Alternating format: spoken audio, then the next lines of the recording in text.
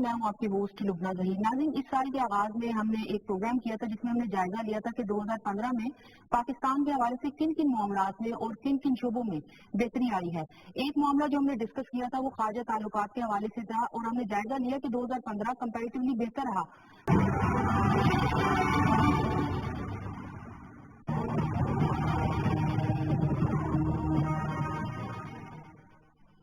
Welcome back ناظرین۔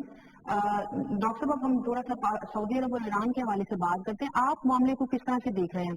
سعودی عرب میں کچھ لوگوں کو پھانسی دی گئی، دونوں ممالک کے درمیان تناؤ کی کیفیت ہمیں نظر آ رہی ہے، سفارتی معاملات بھی ایک دوسرے سے قطع کیے جا رہے ہیں، تو یہ معاملہ اور یہ صورتحال آپ کس طرح انٹرپریٹ کریں گے؟ میں اس کو سب کروں گی کہ ایران ہمارا برادر ہمسایہ ملک ہے جی، اور سعودی عربیہ کے ساتھ بھی ہمارے بہت اچھے تعلقات ہیں۔ اس لیے پاکستان میں میرا خیال ہے یہ پاکستان میں ایک پبلک اوپینین یونانیمس ہو چکا ہے کہ ہمیں نیوٹرل ہونا چاہیے، بلکہ ہمیں فیسیلیٹیٹر ہونا چاہیے، ہمیں ان کے درمیان صلح کرانی چاہیے اور مس انڈرسٹینڈنگ ختم کرنی چاہیے، اور ہمیں قطعاً سائڈ نہیں لینی چاہیے۔ تو اس لیے یہ تو بالکل، اگر پاکستان نے نیوٹرلٹی دکھانی ہے، نے ایک positive as a nuclear big country, بہت بڑا ملک ہے، 200 ملین کا یہ ملک ہے، نیوکلیئر پاور ہے پاکستان، تو ہمیں یہ پھر صحیح نہیں ہوگا کہ اگر پاکستان کسی بھی ملک کے ساتھ ان کی سائڈ لے۔ میں بات کہوں گا کہ ڈاکٹر صاحب نے صحیح کہا کہ ہم کیا اس پوزیشن میں ہیں کہ ہم میڈیٹر کا رول پلے کریں یا نہیں کریں۔ بات چلتی ہے ایفرٹ کرنا۔ اب ہمیں یاد ہوگا کہ جب ایران عراق کی جنگ ہوئی ہے 1980 میں، جو 8 سال جاری رہی، اس میں چاہے ہم کتنا بھی اختلاف کریں صدر ضیاء الحق کے ساتھ، لیکن انہوں نے ایک میڈیٹر کا رول، ایکٹیو میڈیٹر کا رول پلے کیا تھا OIC کے پلیٹ فارم کے اوپر۔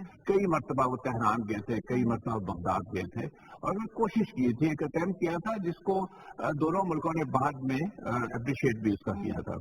اس لیے کہ جب آپ اٹیمپٹ کرتے ہیں تو آپ اپنی نیت بھی بتاتے ہیں، اور جس طرح ڈاکٹر صاحب نے کہا، اس کو پورا میں ان سے اتفاق کرتا ہوں کہ جو خارجہ پالیسی ہے، خاص طور پر اس معاملے میں، یہ پاکستان کے قومی مفاد کو اور دور رس نتائج جو ہیں ان کو دیکھ کر بنانی چاہیے۔ بچنے کا ایک طریقہ ہے، اور وہ بچنے کا یہی طریقہ ہے، پھر آپ دوست ہیں ہمارے پریشر ڈال رہے ہیں، وہ طریقہ یہ ہے کہ پارلیمنٹ کے پاس معاملہ لے جائیں، اور پارلیمنٹ سے کوئی ریزولوشن منظور جو بھی ہو، اس کے اوپر حکومت جو ہے وہ فیصلہ کرے۔ یہ جیسے ڈاکٹر صاحب نے پہلے کہا تھا کہ اس کو مسلک کی بنیاد پر نہ دیکھا جائے، لیکن بہرحال اس معاملے کا ایک پہلو مسلک اور فرقے کے حوالے سے بھی نکلتا ہے۔ اگر خدا نہ خواستہ یہ معاملات اس طرح سے چلتے رہتے ہیں اور پاکستان بھی کسی نہ کسی طرح سے اس معاملے میں آ جاتے تو پاکستان پہ کیا اثرات مرتب ہونے والے ہیں؟ مسلک کا معاملہ اگر ختم کرنا ہے، اور اس ساری جو بھی ملک، جو بھی حکومت یہ کوشش کر رہی ہے کہ اس کو ایک شیعہ سنی کا مسلک کا معاملہ بنایا جائے، تو اس کا سب سے بڑا توڑ ہے کہ پاکستان اس میں شامل نہ ہو، پاکستان اس میں نیوٹرلٹی اپنی پوری ڈکلیئر کرے، کیونکہ پاکستان ایک مسلک کا ملک ہے، اور وہ جب اس بیچ میں شامل نہیں ہوتا اتحاد کے، تو پھر وہ یہ میسج دیتا ہے کہ یہ مسلک کی بات نہیں ہے، یہ سیاسی بات ہے، جسے ڈاکٹر صاحب نے بالکل صحیح کہا۔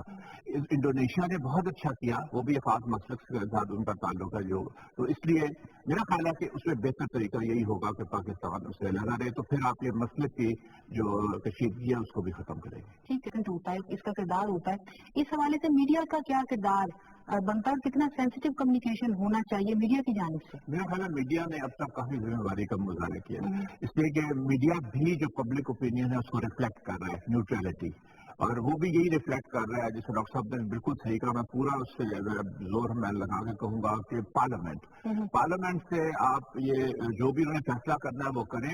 وقت ختم ہو گیا، ہمارے ساتھ تشریف رکھتے تھے پروفیسر ڈاکٹر فاروق حسنان صاحب، آپ کا بہت شکریہ۔